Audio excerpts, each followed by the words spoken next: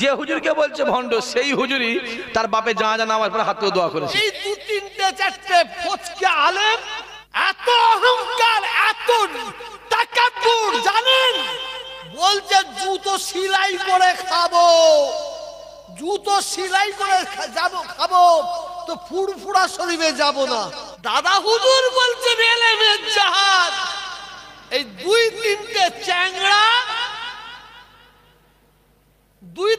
চ্যাংড়া নিজেকে বড় আলেম মনে করে,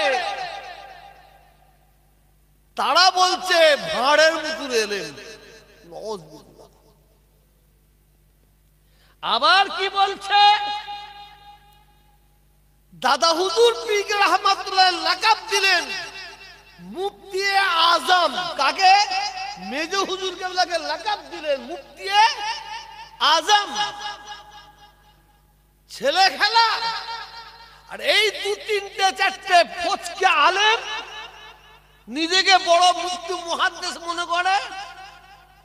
ওই দু চারটে ফচকে আলেম কি বলতে জানেন? পীর আবু বকর সিদ্দিক রাহমাতুল্লাহ আলাইহি দাদা হুজুর ভুল করেছেন। কি ভুল? বলছে ওই লাকাবটা আল্লামা রুহুল আমিন সাহেবকে দিতে গিয়েছিলেন, দিতে গিয়ে নিজের ছেলের দিকে টেনে দিয়েছেন। একটু জোরে বলতে হবে, আর একটু জোরে বলুন।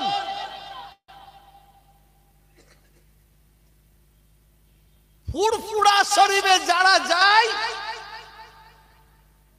এরা হচ্ছে শালা ওদের কাছে। আমি খুদার কসমে ওয়াজ করতাম না, এখানে ওয়াজ করতাম না, শুধু আপনাদের সাবধান করে দিচ্ছি। আর ওই ব্যক্তিরা কি বলে গেছে, সামনে ব্যানার লেগে দিয়েছে ফুরফুরা শরীফ দাদা হুজুর, তার মানে দাদা হুজুরের সিলসিলা মুরিদ মুতাজিদের কাছ থেকে চাঁদা তুলে মাদ্রাসা চালাবে। জানে তো দাদা হুজুরকে সামনে না রাখলে মাদ্রাসায় চাঁদা দেবে না। মানুষ ভুল করলে তার ক্ষমা আছে না নাই? এর জোরে বলবেন তো। ওই ব্যক্তিরা এত কথা বলার পরে এই মাইকে বলছে আপনাদের সামনে রেকর্ডিং হচ্ছে, এরা তো এই টিকেটে ছাড়বে আমি জানি, ছাড়ো। যদি ওই ব্যক্তিরা যদি ফুরফুরা শরীফের 4 থেকে 5টা মুরব্বী হুজুরের কাছ থেকে ক্ষমা চাই, তাহলে আমরা 4 থেকে 5টা হুজুর শুধু ক্ষমা নাই, বাংলার মানুষ আমরা ওদের ক্ষমা করে দেবো। কেন? আল্লাহ দয়াময়, আল্লাহর কাছে মাপ চাইলে আল্লাহ মাফ করবেন না? মাপ চাই করবেন না? করবেন। এত অহংকার, এত তাকাব্বুর, জানেন বলছে জুতো সেলাই করে খাবো, জুতো সেলাই করে খাবো, তো ফুরফুরা শরীফে যাব না।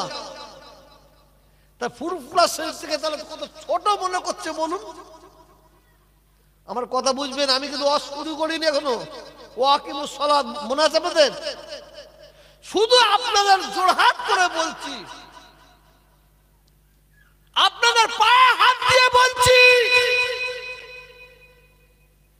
বাংলার মুসলমান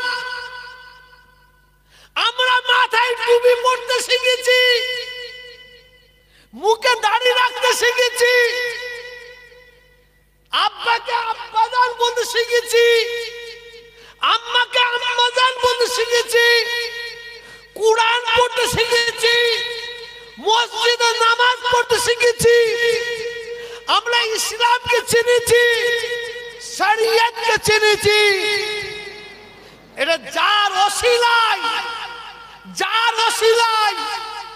যদি কেউ অস্বীকার করে, এর চেয়ে বড় বেঈমানি আর কিছু হবে কিনা জানি না।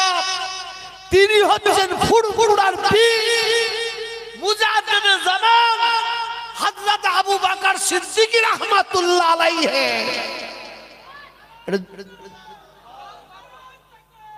আমার একটা হুজুরকে বলে বললো সেদিন নাই যে না পীর যারা মাইক ম্যান, এই কথা বুঝতে পারেন না? বুঝতে পারেন না? বললো ব্যাস, যেই বলেছে কিছু আছে হুজুরকে ভণ্ড বলছে। জোরে বলবেন না নাউজুবিল্লাহ।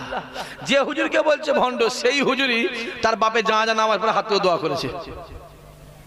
যখন দোয়া করলো তখন হলো আল্লাহর ওলি। আর এখন যে হক কথা বলছে জোরে বলো, এক মুখে দুরকম। জনাব পীরজাদা নিমাই চাঁদ ফুরফুরায় পীর নেই, তাহলে পীর কোথা আছে? কোথা আছে বলে কথা বলেন না কেন? তাহলে ফুরফুরে যে পীরটা নেই, পীরটা কোথা আছে? নিমাই চাঁদের বাড়ি আছে নাকি? কি গো মাইকলা, জনাব পীরজাদা মাইকলা, জনাব পীরজাদা মাইকলা, জনাব পীর আল্লামা হাজী সাহেব। দেখতে পাচ্ছেন না কি চলছে? তাহলে ফুরফুরায় পীর নেই, তাহলে কোথা আছে আমায় বলো, আমি একটু যাবো সেখানে, অন্তত গিয়ে ট্রাই করি। আর যদি ট্রাই করে যদি পাস করে যাই, একটু বায়াত হয়ে যাবো। কথা বলেন না কেন? হ্যাঁ কি না? চলো। হ্যাঁ নেই কি রে পীর সাহেব? আমি জানি যতদিন ফুরফুরা হুজুরা বেঁচে থাকে ততদিন পীর হয়নি, শুধু বিরোধী করে। আর যেই যারা দুনিয়াতে বিদায় নেয়, যারা বিরোধী করে, তারাই বলে পীর আল্লামা। জোরে হবে না?